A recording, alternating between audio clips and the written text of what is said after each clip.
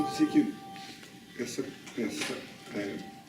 percepção que a felicidade não está nos objetos leva a uma certa perda de interesse pelos objetos. Né? E aí, em vez disso, imaginava que, em vez de surgir uma sensação de paz ou de amor, surgiu uma sensação de tédio. Tipo, não tem mais o que atingir, o que fazer. Então, eu estou tentando, assim, aprendendo a conviver ou tentar compreender o que é esse tédio. Uma façanha. Primeiramente, nós somos superados pelas nossas vacinas, que nada mais é do que as três energias que compõem tudo o nosso aspecto causal, que é extremamente sutil, o causal coletivo, o mundo das sutilidades, todas as almas, né, encarnadas e não encarnadas, e o corpo físico. Tudo é criado por essas três energias, em combinação com os 5 elementos. Então, quando a gente tem a palavra mais comumente usada para descrever isso, quando a gente tem a vontade de viver, né, the will to live, a tesão pela vida, como a gente diz no Brasil, na língua portuguesa, só essa tesão pela vida é que nos move, em outras palavras, um desejo grande, aquelas pessoas dinâmicas, aquelas pessoas que, uau, são vibrantes, que querem o que querem, cheios de desejos e cheios de energia para conquistar os seus objetos de desejo. Então, essa é uma pessoa vibrante, uma pessoa aparentemente feliz, porque ela tem muitos desejos e tem muitas rajas, energias para satisfazer esses desejos. Então, uma pessoa que a gente diz, oh, o cara é incrível, o cara, ele vai mesmo, ele faz acontecer, ele acontece, ele é cheio de energia, de vontade, de vida, né? Cheio de vida, o cara. Então, nesse processo de maturidade, o cara vai compreendendo a futilidade de obter todos esses objetos. Né? Os objetos, a propósito, eles são divididos em 3 categorias, segundo as Escrituras.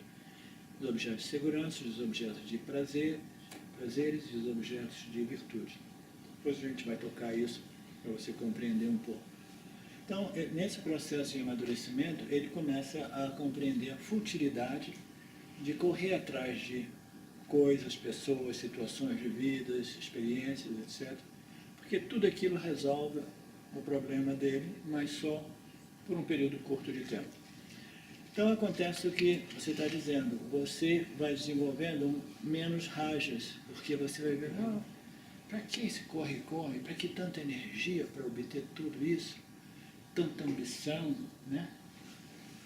E se no final das contas a felicidade não se encontra em nenhum objeto de desejo, né? Então a primeira reação é de frustração, é de tristeza. Oh meu Deus, eu pensava que eu estivesse no caminho certo, quanto mais coisas eu obtiver, mais eu vou acumular felicidade. Mas agora eu compreendi, através de uma análise lógica, baseada na minha experiência de vida, irrefutável, quando você compreende de modo irrefutável, claro, cristalino, aí vem, de repente, essa sensação, meu Deus, não faz sentido esse modo que eu estou vivendo. Eu não vou nunca me preencher, me completar, através da obtenção dos meus desejos. Então você começa a desestimular as suas rajas, você não tem mais aquela energia, aquele desejo, você já não alimenta a sua mente mais consciente, não alimenta esses impulsos do seu corpo causal e coloca em ação, né, aqueles desejos. Aí você começa a produzir menos vasanas rajásicas. Aí quando você vê, você está caindo num tédio, assim, uau, eu estou perdendo tesão pela vida. Então o que ocorre? Você está desenvolvendo uma mente menos rajásica, com menos energia de fazer acontecer, de correr atrás dos objetos de desejo. Se você não desenvolver menos rajas, se você não desenvolver mais sattva, muito provavelmente você vai desenvolver mais tamas. Se você desenvolver mais tamas, você vai experimentar apatia, depressão e tédio, desinteresse pela vida, e você vai ficando triste. Entendeu? Então, a questão é que você precisa desenvolver, através da contemplação das escrituras, que vão endereçar você à verdade de quem você é, o conhecimento do ser, e isso vai produzir sátiva, e sátiva é a fonte da felicidade que a gente está buscando. É uma mente satívica que produz o bem-estar, a felicidade, a paz e o contentamento, que é natural do ser. A mente predominante rajásica produz agitação, ansiedade, aflição, ambição, desejos intensos. Entendeu? E uma mente predominante tamásica, ela produz apatia, tédio, desinteresse, depressão, etc, etc. Então a gente quer manejar os nossos gunas. Existe uma ciência que se chama Triguna Yoga, né? Que é uma ciência que explica todos os funcionamentos dessas três energias e o modo que a gente pode jogar com elas, manipulá-las, de modo a produzir uma mente predominantemente satívica. E o James está trabalhando num livro, juntamente com a Sundari, a esposa dele, que deve estar saindo no futuro próximo, que é um livro especial somente sobre os três gunas. Imagina um livro só sobre os três gunas. Ele diz que é uma coisa que ninguém nunca escreveu, um livro completo só sobre os gunas. Então esse seria um outro projeto importante para a gente traduzir para a língua portuguesa, entendeu? Então é sempre isso. Depende do que você vai fazer com a sua vida. Os rajas eles estão secando porque você expôs a sua mente à compreensão lógica de como funciona esse universo aparente nosso. Então, naturalmente, a sua mente consciente compreendeu que é fútil gastar toda essa energia correndo atrás de objetos de desejo. E agora você tem que expor a sua mente por uma coisa superior, entendeu?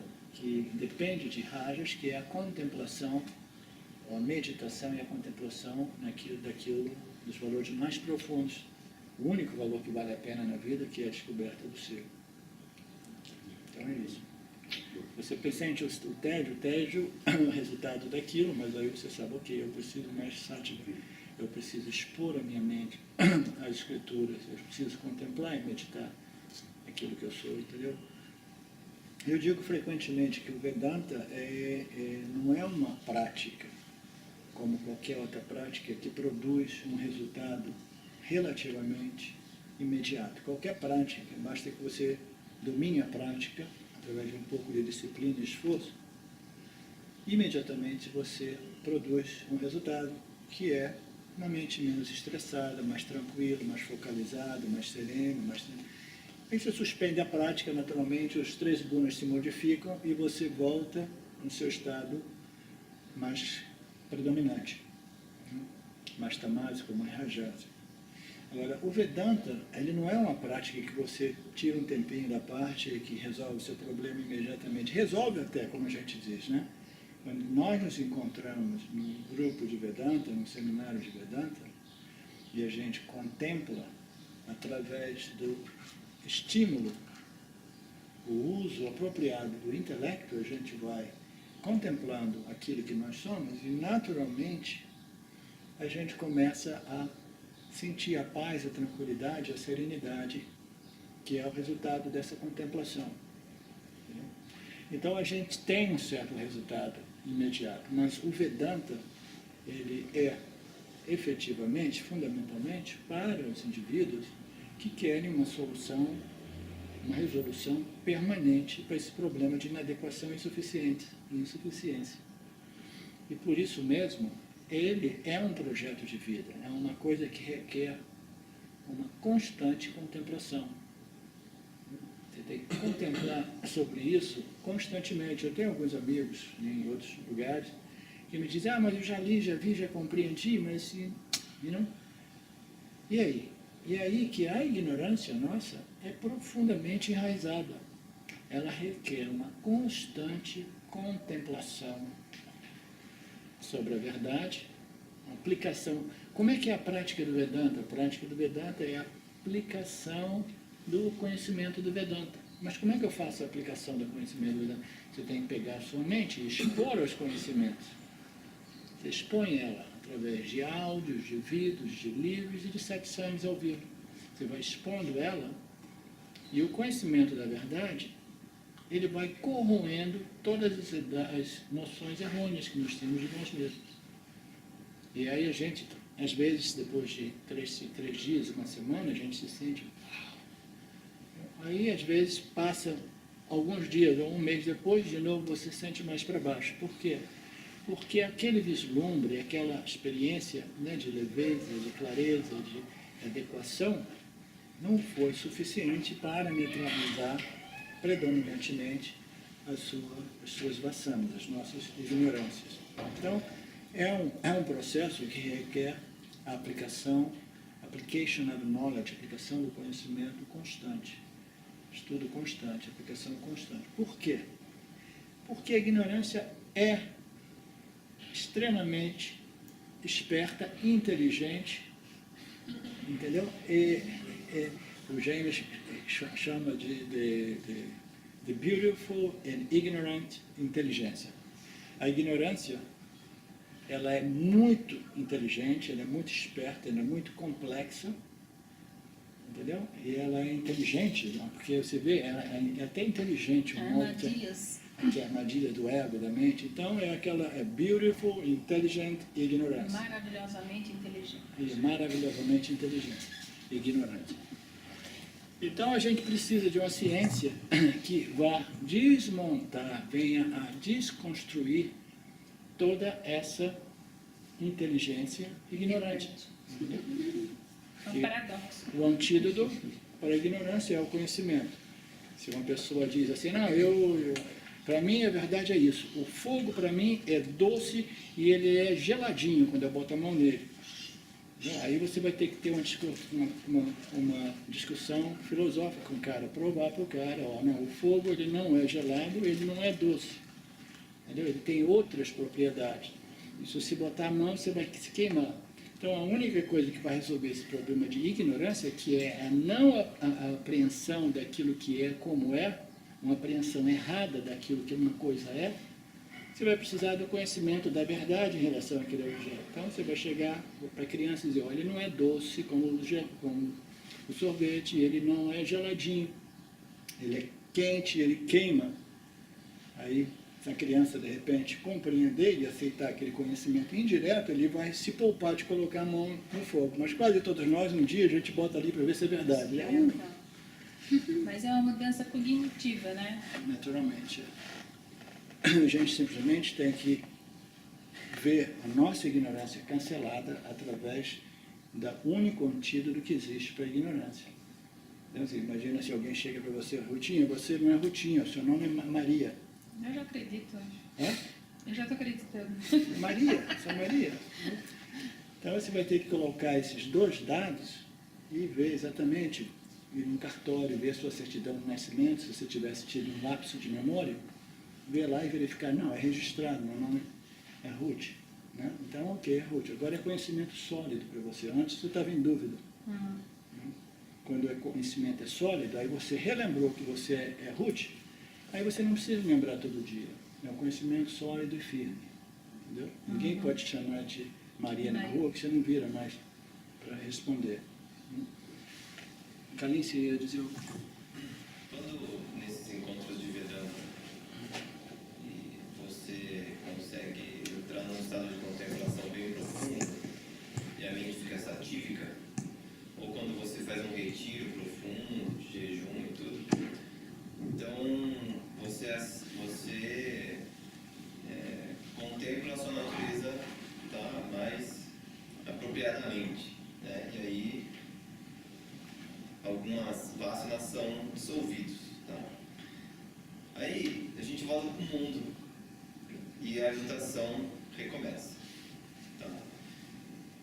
Pode ter ocorrido durante o curso de Vedanta uma assimilação tão profunda que mesmo aqueles vasanas todos operando, existe no plano de fundo uma sensação de que tudo bem aquela agitação acontecer.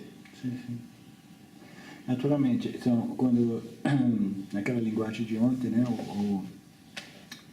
a purificação antes, durante e depois.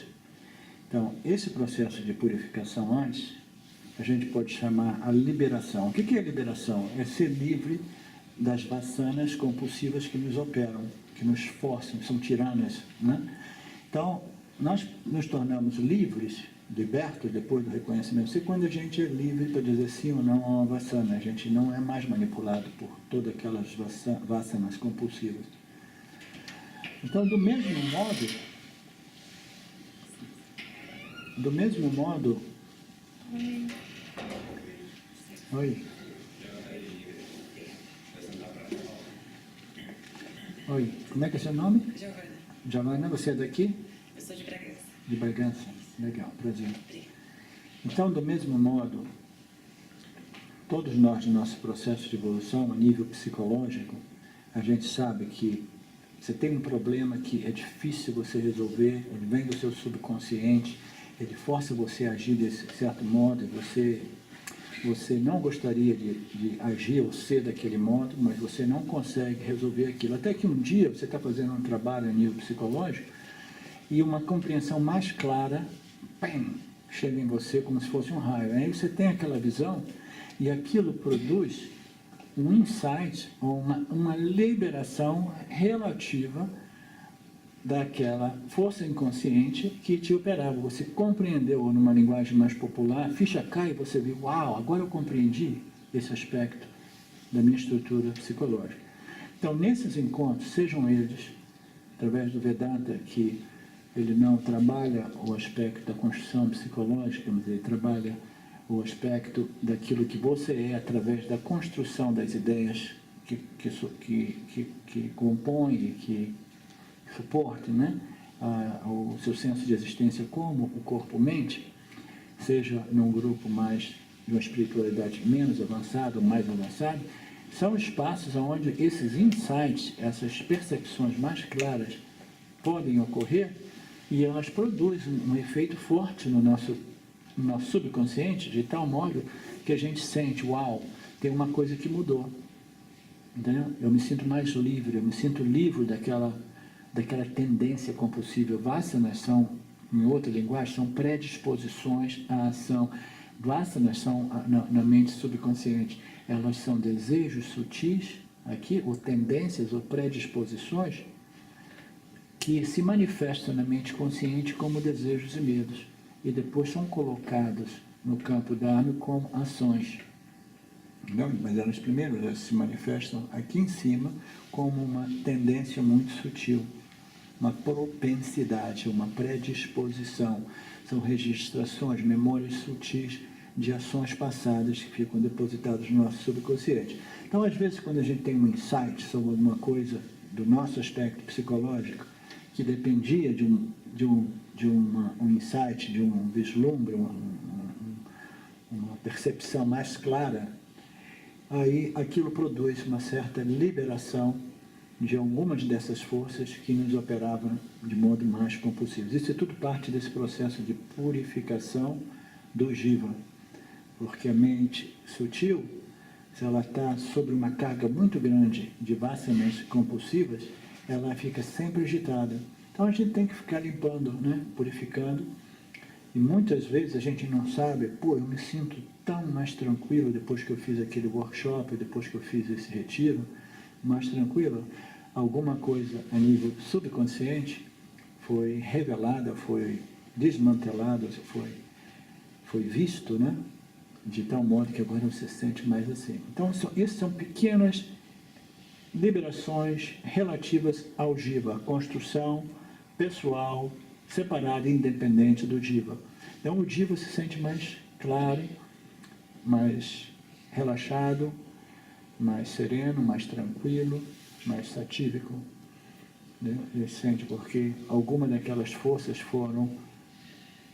daquelas pressões foram reduzidas, às vezes temporariamente, às vezes permanentemente. Entendeu? Mas é tudo no campo da relatividade do jiva.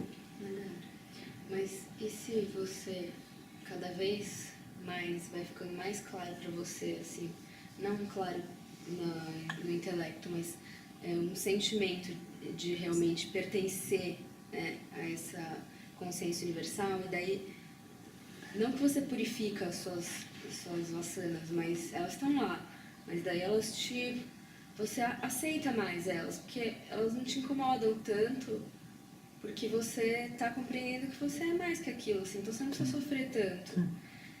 Daí ela continua lá e Desde que você... na mesma medida, e você fica limpo. Me ajuda. Não, eu entendi. Fala. É assim, ó. Essa é uma pergunta de vocês dois, então vamos ver. Não, não é. Né? Eu Não, ficou claro para mim. tô só pescando. Mas é isso, faz sentido. Começando a compartilhar dessa Porque daí na cabeça questão. o que acontece porque eu não fico mais com intenções de ficar liberando vassanas. Sim. Você descansa e permite que as coisas aconteçam como elas têm que acontecer. Porque você já não se identifica tanto com o objeto. Eu falo assim, ó, aqui existe um objeto nomeado como Karim, que tem vassanas X e ele está nervoso agora. E beleza, vamos assistir essa brincadeira acontecer. Mas esse processo não também, a partir do momento que você aceita, aquilo vai também, automaticamente você vai purificando depois de uma maneira mais fácil? Sem você buscar a purificação, Sim. daí acontece. A purificação, ela é importante e é o objetivo do buscador espiritual. Quando você diz que eu aceito o que é como é uma coisa que a gente tem que colocar para o teste por um período de tempo tal. Né? O Kalim está compartilhando, tentando me ajudar a compreender o espaço que ele está agora, e eu mais ou menos compreendo, mas só a pessoa mesmo sabe, né? Ele diz que ele teve uma certa experiência, uma epifania, que deu uma relaxada, uma purificada dentro dele. E do ponto de vista da compreensão dele, ele compreende que ele não é nada disso, ele não precisa fazer mais nenhum trabalho. Então, tudo isso é um conceito perigoso, mas é um conceito que, de repente, é válido no estágio de desenvolvimento da pessoa, entendeu? Por quê? Porque essa purificação que ocorre através de uma experiência ou de uma epifania, muitas vezes ela é temporária. E aí, quando ela é temporária, ela produz uma mente sutil mais relaxada. Quando a mente sutil é mais relaxada, a primeira coisa que o Jiva pensa é: eu cheguei lá, e agora eu posso simplesmente curtir a vida, surfar nessa vida, curtindo, aceitando tudo. Mas o buscador da verdade, ele não se acontenta com uma mente mais purificada que dá uma sensação de grande bem-estar, paz e tranquilidade. Ele compreende que uma mente sutilizada é um instrumento que ele precisa para contemplar mais profundamente, para descobrir quem ele é. Entendeu a diferença? Eu não sei exatamente o que ocorreu com o Karim. Eu sei que ele diz que ele se sente muito mais sereno, em paz e tranquilo. E ele formula isso, naturalmente, segundo as compreensões espirituais dele, como se ele tivesse resolvido. Só o tempo dirá. Só o tempo dirá. Mas eu sei de experiência própria que toda vez que eu tinha uma situação onde eu me sentia assim, eu tendia a fazer o erro de pensar que isso no mundo espiritual todos fazemos, e que aquilo ali é a destinação final. Então, eu quero curtir essa paz, eu quero curtir essa condição da minha existência que é mais serena, tranquila, satisfeita, em paz, etc. E, na verdade, quando a nossa mente é mais livre de todas essas pressões agitantes do subconsciente, é quando a gente tem um instrumento mais adequado para aprofundir a nossa contemplação. Essa é a única coisa. Mas cada um de nós vai nos nossos tempos, entendeu? Agora, voltando para a sua pergunta, que o Jiva diz assim: não me interessa porque elas não são minhas vassanas, né? O que é uma vassana? Vassana é uma força, uma tendência compulsiva que te força a agir de um certo modo. Se essa ação ela é compulsiva, que você não consegue frear ela, vamos dizer que você tem uma vassana enorme para comer chocolate. O chocolate te dá dor de barriga, mas você não consegue parar de fazer isso. Então, uma vassana. Você está machucando você. Uma das leis de violação de Dharma é você não vai fazer mal a você, nem a ninguém, nem ao meio ambiente. Então, se você tem uma vassana que te opera, e que é uma vassana adármica, uma tendência que faz mal para o meio ambiente, para você ou para alguém, você pode dizer assim: mas eu não sou minha vassana. Entendeu? Mas o que está acontecendo? A vassana está te operando, você está fazendo uma coisa que faz mal para o campo dármico, e você está criando karma. Entendeu? Porque você fez uma ação adármica e ela vai deixar uma registração e vai criar mais agitação na sua mente. Isso é que significa denial, ou tentar bypassar o Jiva. O perigo de todos esses conceitos é de tentar bypassar, de correr um atalho fora do Jiva e dizer: o Jiva diz É assim, não, mas eu não sou minhas vassanas, eu não sou as minhas ações, eu posso até fazer a coisa mais absurda do mundo porque eu sei que eu sou a consciência universal. Quando o Jiva sabe que ele é a consciência universal, primeiro, ele desenvolve aquilo que a gente chama moksha, ou liberação. Ele é livre das vassanas compulsivas que são em violação ao Dharma. Ele é livre, ele tem o poder de dizer sim ou não. Ele vai colocar, ele vai alimentar a vassana que é em harmonia com o Dharma. E ele vai dizer não. Se ele não tem isso, ele vai ficar criando mais karma. E é inútil ele dizer, mas eu não sou as minhas ações e eu não sou as minhas vassanas. Ele poderia estar se iludindo, dizendo, eu não sou porque eu sei que isso é uma experiência, mas se isso não se traduz em liberação, ele tem pouco ou nenhum, é simplesmente um escapismo, um modo de dizer, eu estou livre das minhas vassanas, eu estou livre das minhas ações, eu não sou o fazedor das ações, eu não sou a minha mente, eu sou isso, mas ainda assim eu estou sendo operado por minhas vassanas, eu vou continuar pagando o preço do meu karma e eu vou continuar vivendo em limitação. Existem centenas, milhares de pessoas que vivem em limitação, em inadequação, em insuficiência, operados pelas vassanas, produzindo karma, reforçando karmas antigos, e que eles acham que eles estão resolvidos porque eles ouviram dizer que eles são luz da consciência. O mundo espiritual é cheio desse conceito. Agora, mas se a gente pega um exemplo um pouco mais complexo do que o chocolate, Sim. como, por exemplo, sentir medo. Sim. Você é uma vassana, você sentir medo, assim, é algo que, assim, às vezes não é nem um medo real, mas é algo compulsivo, você sente medo. Se você for ver, nem é ameaçador, mas te dá muito medo. Sim. E daí você Medo da quer... barata, minha vassana por barata, né? A barata está voando. Não, o medo da vida, assim, sabe? O medo Relacionamento, por exemplo, uma pessoa tem medo de ser relacionada. Sim. de se abrir, de... Essa é uma boa, amor. Medo de relacionamento, medo de intimidade, por Eu sou exemplo. medroso pra Pode ser caramba. também. Eu Pode pôr todos os medos em mim que eu...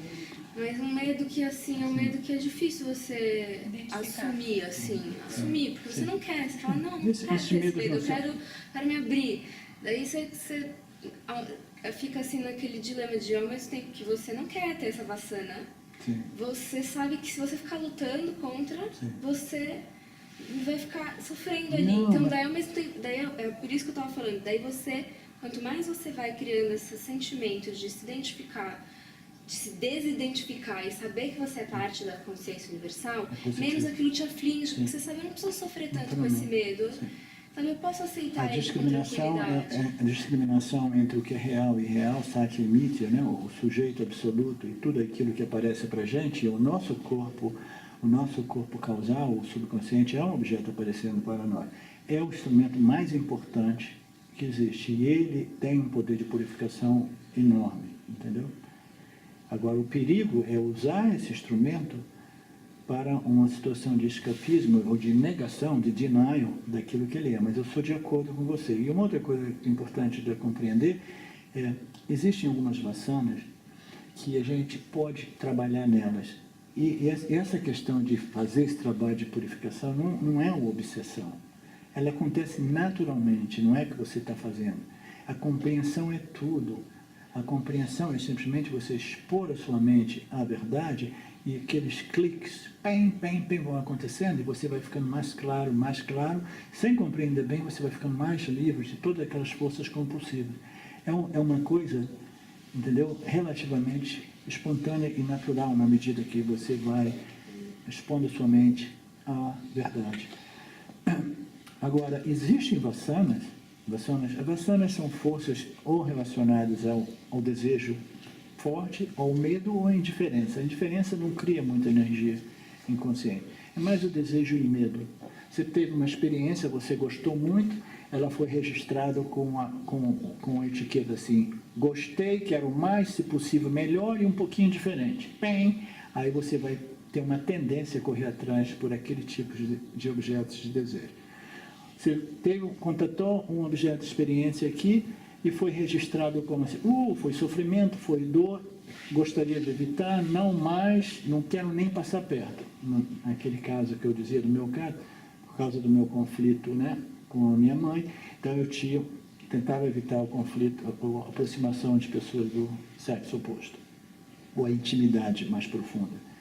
Então, são vasanas, são registrações que foram colocadas. Essas mais profundas, por exemplo, de medo da barata, eu não sei de onde chega esse medo da barata, mas eu vejo uma barata voando, mata ela, não. Quem é essa? Você? Quem é esse? Esse que você fala. Você não viu lá no Satsang de Sorocaba eu falando, mata essa barata? É, uma barata voando dentro do meu quarto onde a gente fazia satsang. Então, esse medo da barata, você acha que eu tenho problema com essa vasana? Não, isso são coisas profundamente registradas no meu subconsciente. A minha esposa, por exemplo, se ela vê uma aranha, ela quase que desmaia. Se ela vê uma distância próxima, eu tento ajudá-la a não matar. Não, deixa eu ver se eu jogo a aranha para fora, tadinha, ela é Yushwara também. Aí, ali onde a gente mora, tem mato, e a gente teve uma invasão de barata de mato naquele período ali, e as baratas começaram a entrar dentro de casa e voar dentro de casa. E no meu quarto tinham 2 baratas grandes. Uma nós conseguimos matar, a outra se escondeu. Imagina, eu tive que dormir com a barata no quarto. Esse é pior, esse é A sua pior. esposa fala, calma, também é Ishwara. É exatamente. A minha esposa, ela tirou onda comigo. Você, quando eu quero matar as aranhas, você diz que é Ishwara. Agora você aí, matando essas baratas, é Ishwara também, entendeu? Então, são coisas tão profundamente registradas no nosso inconsciente que você simplesmente diz, entendeu? Naturalmente, uma vasana é uma coisa forte, entendeu? É compulsivo. É compulsivo, mas, entendeu? É mais fácil para mim confrontar a minha morte. Eu falei para minha esposa, a minha morte quando bater na minha porta não tem nenhum problema, mas confrontar uma barata voadora é uma coisa mais... As baratas de mato, todas elas voam. Da pequenininha elas aprendem a voar. É triste. Mas ainda pegando um gancho que a Carol falou que é interessante, que também a gente sofre esses estágios durante o autoconhecimento, né? Então, você se apega ao que é mais fácil para você. Então, por exemplo, para mim, o escapismo, né, aceitar que o que é mais fácil. Mas vira e mexe em algum satsang, ou em algum texto, em algum livro, eu vejo que eu estou me enganando. Então, essa também, você vai passando por isso, você utiliza essa ferramenta por um tempo, aí daqui a pouco você vê que ela não está funcionando mais, ela volta, depois você utiliza de novo, faz parte de uma montanha-russa. Naturalmente, Mas é bem interessante isso, né? Porque daí vai virando a vasana da vasana, né? O sistema de autotrapassa. Mas o mais legal de tudo é você conseguir olhar conscientemente para o que você está fazendo. Esse olhar consciente que eu acho. E sem julgamento, né? Porque a gente olha, a gente fala, a gente identifica, a gente se penaliza por isso. Esse olhar consciente que vai cancelando essas vasanas. A compreensão é a única força que existe para... É um dos nossos que chegou na festa. A compreensão é o único instrumento, a única força que existe para neutralizar essas forças compulsivas, né? E às vezes a gente tem que se contentar, vou morrer com medo de barata de repente, entendeu? Ou eu, não sei, isso aí, mas foi eu que criei essa vasana? Não, de repente eu já nasci com ela, né? Foram registrações de vidas passadas, de repente uma vasana entrou no meu orelha, na minha boca, quando eu dormia na vida passada, vai saber, entendeu? Então, são coisas que a gente não precisa se preocupar tanto, né? Algumas vasanas, se eu tenho medo de um relacionamento, como eu dizia você, como é que é o seu nome de novo? Giovana. Eu tenho medo de relacionamentos. A gente tem que ser paciente com a gente mesmo, entendeu? Eu tive esse medo por uma vida inteira, medo de intimidade com o sexo oposto, porque eu tive uma história de vida conflitante com minha mãe, de amor e ódio tão grande, que resultou como registrações muito profundas de amor e ódio e medo de relações íntimas com pessoas do sexo oposto. Então eu tive que ter paciência, eu tive que arrumar namorada, e as namoradas, quando descobriam quem eu era, fugiam de mim, né? Aí eu ficava chorando. Então a gente tem que ter paciência, saber que existem algumas vasanas que elas são, você imagina a analogia do Vedanta. O Vedanta é cheio de analogia para explicar essas coisas. Imagina você vai num porão de um palácio e encontra um espelho maravilhoso do século, de 3 séculos atrás, aquele de vidro grosso assim, plano perfeito, cristal puro, né? Você chega ali e três centenários, né, de poeira acumulado ali, Você pega um pouco de jornal e vai ali tentar limpar, você não consegue limpar.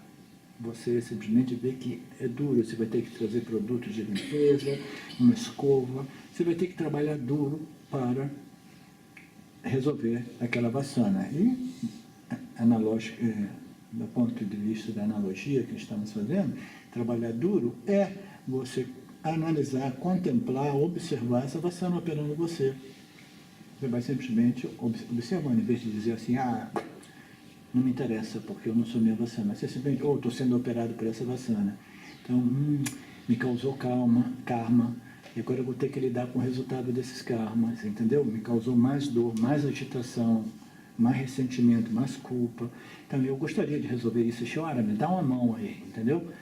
Ajuda a compreender as raízes dessa vassana, por que eu não consigo dizer não para esse impulso, essa tendência compulsiva. Então, isso é o trabalhar. Então, algumas dessas vassanas, elas são tão profundamente enraizadas que, em analogia, as escrituras dizem, é um espelho com tanta poeira que você tem que trabalhar, jogar produtos de limpeza, escovar. Depois de muito trabalho, elas passam, elas ficam canceladas. Só um outro tipo de vassana, a gente não precisa nem se preocupar, que elas são, em analogia, segundo as escrituras, elas são mais como uma nuvem que está passando pelo céu e que cobre a luz do sol. Você não precisa se preocupar que agora a luz do sol foi encoberta pela nuvem, porque é uma nuvenzinha passageira. Você não precisa de fazer nada, você não precisa de ficar lá debaixo, criando um modo de mover aquelas nuvens, porque você sabe que é uma situação passageira, você relaxa e diz assim, não, isso são vassanas que eu não preciso me preocupar, elas são passageiras, é um desejo passageiro, é um medo passageiro.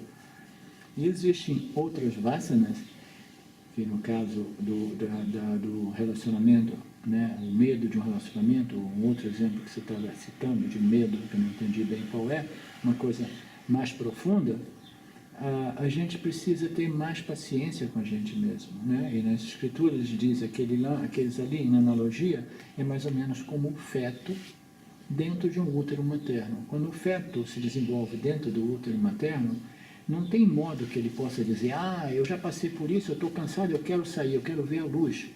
Não tem nada que ele possa fazer para antecipar ou precipitar a sua liberação do feto. Esse feto ele vai precisar de esperar o tempo de percurso natural do seu desenvolvimento e depois de 9 meses, 8 meses, ele vai ser liberado. Então, algumas vassanas, em analogia, eles são como um feto, como se ele tivesse à vontade o impulso de querer ser liberado antes. Mas ele tem que esperar o seu tempo de maturação, de modo que ele possa ser liberado. Então, as escrituras dizem que existem 3 tipos de vassanas e a gente tem que lidar com eles. O meu guru, o James, ele disse que a vassana, por exemplo, ele tinha muita vassana por sexo, né? Quando ele era jovem, ele era Um garanhão. Ele gostava, Aqui no interior fala que era garanhão. Gostava principalmente de comer mulher casada. Então era um garanhão e gostava de dinheiro. Veja bem que loucura, um cara naquele Quase modo. ninguém tem isso, né? São super incomuns, mas isso é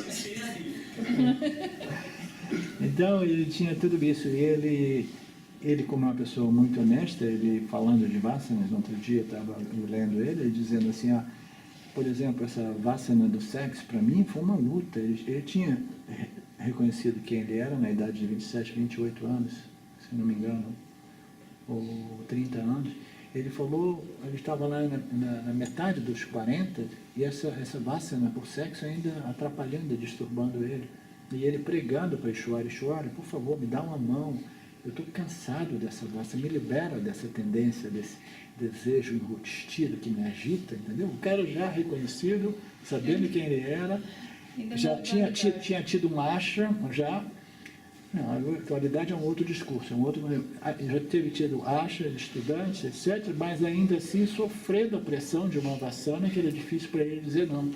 Né? Bastava uma pessoa mais assim, sexo chegar perto dele e aquele desejo por sexo começar a voltar, e ele pregava a Deus, por favor, me livra desse desejo, porque é uma vassana parecido com a Vassana da barata, né? Uma Vassana que Com esses medos ocultos, né? é o medo de Medos desejo, profundos. medo de desejos. As analogias que ele usava para explicar no Vedanta era sempre relacionada a isso, né? Ah, o quê? O James. O James, quando ele ia explicar alguma coisa de forma analógica, ele explicava, ó, imagina que tem uma mulher chegando no bar, assim. Eu e minha esposa, a gente dá tanta risada, porque ele tinha essa Vassana tão forte com o sexo, os exemplos dele são tão voltados para o sexo, quando ele começa a dar um exemplo novo em relação ao sexo, eu e ela, a gente dá uma bela gargalhada, né? E o problema disso é porque realmente era uma Vassana tirana, que ele não conseguia dizer não. Se Não. ele conseguisse dizer sim ou não, tudo bem. Sim, exatamente. É. Mas uma Vassana, ela, mesmo que você tenha o poder, ele tem a possibilidade que ele tivesse o poder de dizer não, mas ainda assim cria agitação. Eu acho que ele, muito provavelmente, ele já não produzia karma naquele período, mas ainda assim ele sofria a pressão desses desejos enrustidos, entendeu? E é uma coisa que disturba a mim. O desejo é uma coisa que disturba a mente. Imagina que você está tranquilo, assim, de repente, pim, um desejo na sua mente. Aí você Na verdade, o que dá para ir percebendo assim, que esse estado satírico de mente mesmo, de liberação, não é um estado próprio para se viver aqui nesse plano. Né? Uma vez que você atinge isso, o ideal realmente é que você não precise nascer nem morrer mais. Né? Uau. Porque aqui realmente é um lugar assim, dual, impróprio, quer dizer, você teria que estar num estado lá Sim. completamente.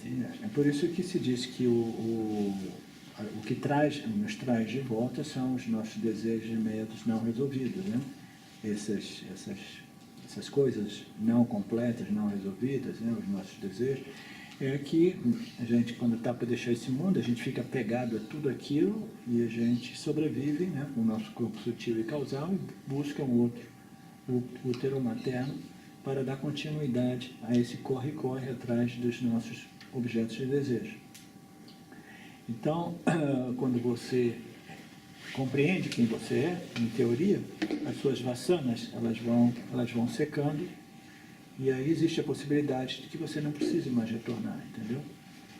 Se você não tiver nenhuma vassaninha enrustida, entendeu? De repente você não volta mais. Ou se você volta, depois de você ter descoberto quem você volta numa encarnação altamente avançada, numa família altamente espiritualizada, em condições já muito propícias para você avançar ainda mais no seu processo evolutivo.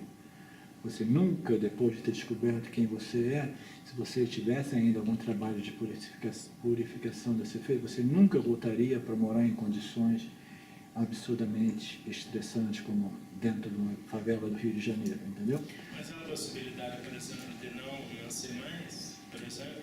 De- Você está atingindo um nível de purificação, não precisa é mais isso. ter. Poderia estar evoluindo de uma outra Mais um que... Mais um. Ai, ai, ai. Mas eu digo que eu vou usar. É que ontem, Que outra vez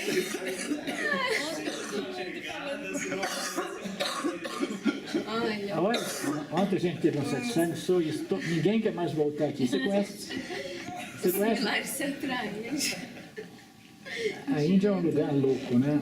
A Índia tem esses fenômenos espirituais mais comuns, pessoas que nascem e lembram qual é a vida passada, eles vão na casa dos pais anteriores dele, você era meu pai, minha mãe, essa era a minha casa. Esses fenômenos ocorrem na Índia muito constantemente. E tem uma história que foi contada nos jornais na Índia, que o Osho naquele tempo contou para gente, que num hospital, uma maternidade lá na Índia, uma criancinha nasceu.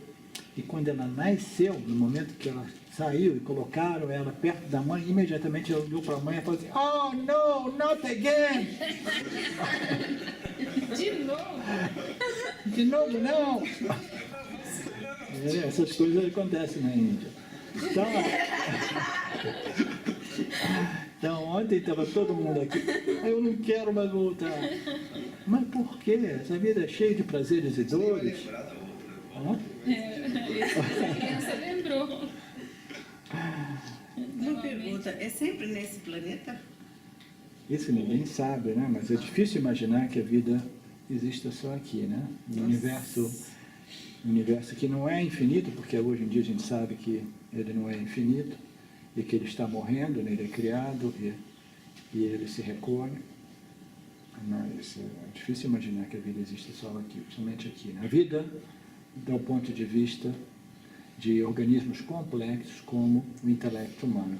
Se bem que a gente se sente tão complexo assim, mas nenhum outro ser nesse planeta destrói o planeta, destrói as outras espécies e destrói a espécie dele mesmo, né? Então, essa complexidade nossa, esse livre-arbítrio, né? essa autoconsciência que nós temos de que eu existo e eu tenho a alternativa de colocar uma ação, né, com aparente livre-arbítrio, né? Ele é uma dádiva, mas é ao mesmo tempo uma maldição, né? Porque a gente tem a opção de agir. Se nós agíssemos só segundo o nosso programa, como todos os outros animais, uma barata ela segue o programa dela, um cachorro segue o programa dele, um cavalo, mesma coisa, uma aranha. Nenhum deles se confunde e começa uma aranha a funcionar como uma cobra. Não, cada um é fiel ao seu programa, né? Se nós não tivesse esse intelecto com a capacidade de autocontemplação ou existência, né? Eu existo, eu livre-arbítrio, a gente funcionaria como todos os outros animais, segundo o nosso programa. Mas isso que a gente vive também não é um programa. Hã? O que a gente vive mas... também não é um programa. Mesmo É um programa. a autodestruição, a matança, etc. Sim. É um programa. Olha que a gente tem. Existem dois tipos de programas. Toda essa criação aqui é um programa e ela é projetada como a criação de Ishvara, entendeu? A inteligência, a matéria-prima, as energias que projetam, tudo isso. Essa é a criação de Ishvara. Aí nessa criação, o ser humano aparece com a capacidade relativa de livre-arbítrio. Então, porque nós temos essa capacidade, a gente tem a opção de agir segundo a nossa natureza, em harmonia com o coletivo, ou segundo os nossos desejos. Veja bem, quando a gente age emocionalmente segundo os nossos desejos, e qual é o problema nosso? A gente tem a dádiva do intelecto, mas a maldição do intelecto. O intelecto nos permite dizer, eu existo e aparentemente eu sou separado de tudo. E imediatamente o ser humano sofre esse trauma da condição humana, que é essa sensação de ser independente e separado de tudo. E automaticamente ele quer arrumar modo de se proteger. E ele é autoconsciente, ele sabe que ele existe. Ele já não funciona automaticamente, mecanicamente, como todas as outras criaturas, simplesmente com o objetivo de preservação e procriação. Ele tem o livre-arbítrio que permite a ele agir segundo o programa dele. Qual é o nosso programa básico? É um programa de um ser humano. Qual é o outro programa que a gente recebe? O programa do nosso meio ambiente. Se você tivesse sido levado para a China e criado por uma família chinesa, você teria comendo escorpião, cobra e teria desenvolvido talvez um olho um pouco assim. Então você seria um outro programa. Mas o seu programa básico é o programa de um ser humano. O programa do meio ambiente, o nosso condicionamento, ele depende com a nossa interação com o meio ambiente e o modo que a gente responde e o karma que a gente vai ter que lidar com, que vai ficar criando esse círculo vicioso, né, de ação, karma, desejo, ação. Ação, karma, desejo, ação. É a roda viva, né, do Wheel of Samsara. Então a gente tem isso como uma dádiva, porque somente nós, que não somos seres puramente mecânicos e automáticos, como todas as outras criaturas, nós temos a dádiva do intelecto que nos permite descobrirmos que nós somos, na verdade, a luz da consciência. Só para... Você falou umas 2 vezes que eu sou parte da luz da consciência. Você não é parte da luz da consciência, você é a luz da consciência. Nós somos a luz da consciência e somente, pelo menos no nosso planeta, os seres com esse tipo de intelecto complexo são capazes de reconhecer a existência. É quase que como uma teoria, como se Ishvara, ou a consciência universal, criasse os indivíduos com esse intelecto sutil de tal modo que, primeiro, Ishvara possa apreciar sua própria projeção, criação, e através desse intelecto, e através dessa projeção, o Ishvara possa reconhecer a ele mesmo através do intelecto humano. Entendeu? O único modo de Ishvara experienciar a sua criação e reconhecer a sua própria existência é através do intelecto humano. E as outras criaturas não têm esse tipo de intelecto. Então é uma dádiva, mas é um problema sério. E o problema é quando a gente vive a vida do ponto de vista emocional, querendo o que a gente quer a todo custo. Entendeu? Vamos parar para o almoço? Posso fazer uma pergunta antes? Sim. Há uma ideia que eu escutei em uma aula, que existia um estado único, onde todos estariam vivendo nesse estado único, e nesse estado único, todos em comunhão, já existiriam as almas individuais, decidiram se dividir.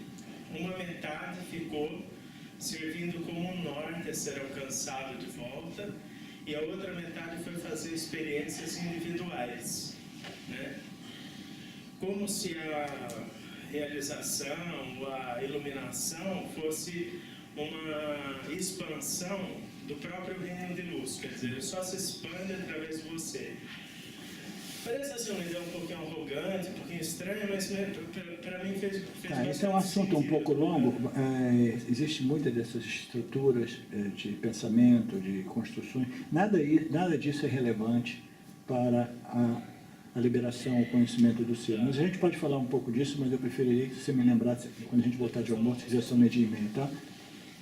Eu acho que eu vou ter uma pergunta muito relacionada. Eu não entendo isso. Anotem. Eu não entendo isso, que como que vocês chamam ali em cima, que ele precisa da gente para se experienciar.